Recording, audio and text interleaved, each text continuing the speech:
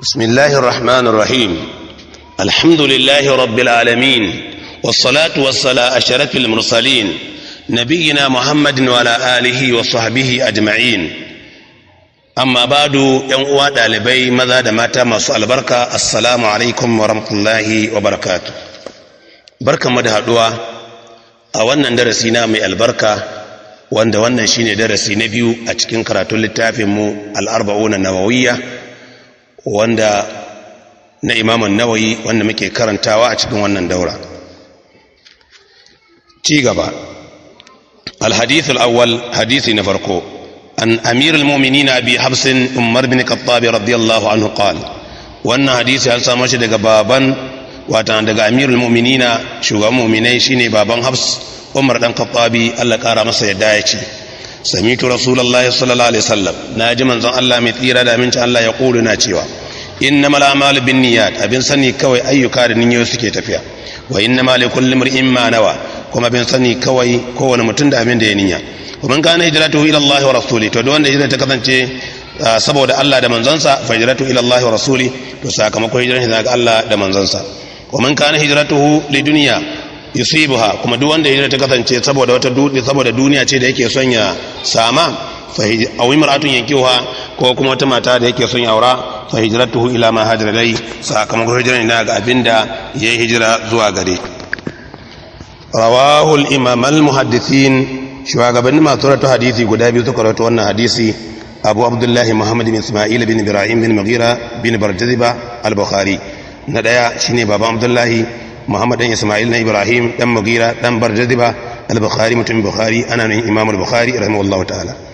Wa Abu al-Husayn Muslim bin Hajjaj bin Muslim al-Qushairi an-Naysaburi, nabiyun su shine watan baban Husaini Muslim dan Hajjaj dan Muslim al-Qushairi, mutum Qushaira an-Naysaburi, mutum Naysaburi, watan ana nan Imam Muslim rahimahullahu ta'ala. Fi sahihihi ma cikin gantar littafin su guda biyu, alladhaini, waɗannan guda biyu kuma asahhul kutub, sune mafi ingancin littattafai al-musannafa waɗanda aka wallafa su akan hadisan manzon Allah sallallahu alaihi wasallam.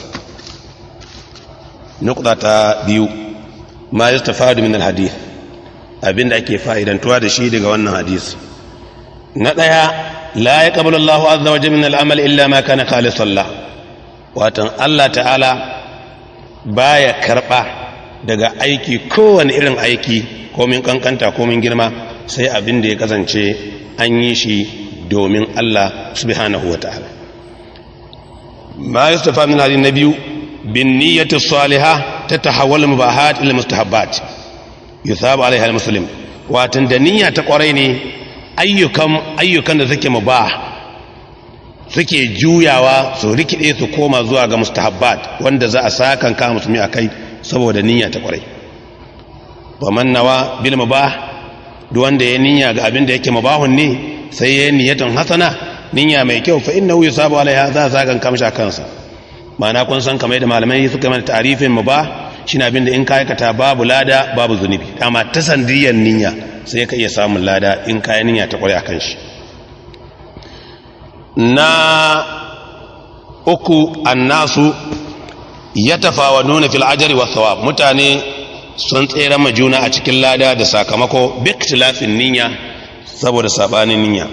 Wannan shine watan ainihin watan ma yustafadu min alhadith, da mu takaita a wannan. Sai mu je nukta ta ainihin uku, fawaidun ta ta'allaqu bil hadith, fa'idodi da suka ainihin ratayu da shi wannan hadisi na daya. Na farko dai, fa'ida ta farko da zamu magana shine darajatu siha sab'atu, kamar yadda ka sani dan wa dalibi abokin ilimi wa neman ilimi shine watan darajar ingancin hadisi watan guda bakwai ce wanda malamai suka lissafa. Daraja ta farko, matabaq alaihi al-shaykhani, shine abinda Bukhari da Muslim suka yi ittifaqi akan shi. Daraja ta biyu, man farada bihi al-Bukhari, abinda Imam al-Bukhari ya kadaitu da ruwaito shi. Daraja ta uku, man farada bihi Muslim, abinda Imam Muslim ya ainihin kadaitu da ruwaito shi. Daraja ta hudu, ma kana ala shart al-Bukhari Muslim, abinda aka ruwaito shi akan sharadin Bukhari da Muslim, walam yukhrijahu, amma su bin duka ba wanda ya fitar da wannan hadisi a cikin littafinsa. Daraja ta biyar, ma kana ala shart al-Bukhari walam yukhrijhu, wato abin da ya kasance akan sharadin Imam al-Bukhari aka rawaito shi amma Imam al-Bukhari bai fitar da shi a cikin littafinsa ba. Daraja ta 6 ma kana ala sharti Muslim wa lam yukhrijhu, abinda aka rawaito shi akan sharadin Imam Muslim amma Imam Muslim bai fitar da shi a cikin littafinsa ba. Daraja ta 7 ma sahul a'imma al-mu'tabarun, wato malaman hadisi waɗanda aka gamsu da su aka yarda da su suka rawaito suka inganta, shi ke zuwa mataki na daraja ta 7. to abin ni anan wannan hadisi da muka karanta yana daraja ta 1 kenan, domin mi shi ittafaq alaihi ash-shaykhani Imam al-Bukhari mutum suka ittifaqi yana cikin daraja ta 1 kenan. Sai fa'ida ta 2 wadda ke ta ta'allaqu bil hadith ita ce wannan hadisi mashhurun bin nisbati ila akhirih garibun bin nisbati ila awwalih, wato in hadisin mashhurun ne ta in an danganta da karshen isnadinsa, amma garibun ne aka danganta zuwa ga farkon isnadinsa. me mana wannan magana? mana wannan magana, wannan hadisi babu wanda ya ruwaito shi daga annabi sallallahu alaihi wasallam cikin sahabban annabi sallallahu alaihi wasallama illa Umar, sai Umar. sannan shi man Umar bin Khattab radiyallahu an babu wanda ya rawaito wannan hadisi daga gare shi cikin tabi'ai illa Alqamah bin Abi Waqqas. sannan shi Alqamah bin Abi Waqqas babu wanda ya rawaito shi wannan hadisi daga wurin daga cikin maturatu hadisi sai Muhammad bin Ibrahim at-Taymi. Muhammad bin Ibrahim at-Taymi babu wanda ya rawaito wannan hadisi daga wurin sa sai Yahya bin Sa'id al-Ansari. to wannan shine kaga farkon isnadi watan garib ne kenan. amma in aka dora daga kan Yahya bin Sa'id al-Ansari zuwa ƙasa, to hadisin mashhurun ne, ma'ana fiye da mutum 10 fiye da mutum 20 fiye da mutum 50 suka rawaito hadisin nan daga Yahya bin Sa'id al-Ansari, ko wanda ɗaya daga cikin su fiye da mutum 1 ya rawaito hadisin daga gare shi. wannan shine ma'ana wannan hadisi, ma'ana ta 2 kenan. fa'ida ta 3 da zamu je zuwa gare shi ne ahamiyatul hadis, muhimmancin shi wannan hadisi. zamu amfani da magana Imam Shafi'i rahimahullahu ta'ala inda yake cewa hadha al-hadith thuluthul ilmi wa yadkhulu fi 70 baban min al-ilm. Imam Shafi'i rahimahullahu ta'ala yake cewa wannan hadisi watan 1/3 ne na ilimi. in an kasa ilimi kashi 3, to wannan hadisi ya kunshi kashi 1.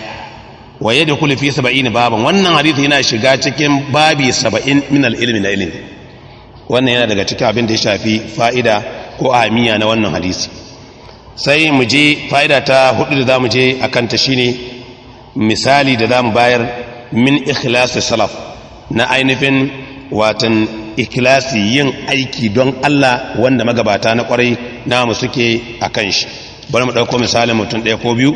mu dauki misalin Hassan bin Abi Sinan rahimahullahu ta'ala, wanda matarsa take cewa watan Hassan bin Abi Sinan ya kasance yana zuwa in dare ya mu kwanta, in mun zo mun kwanta watan sai ya mamaye ni ya kyale ni sai bacci ya ɗebe ni, watan sai ya zare jikinsa sai ya je alwala sai ya kama sallah, watan kawai don tsabagen yi don Allah baya ma son matarsa ma ta san yana sallar kiyamul layl.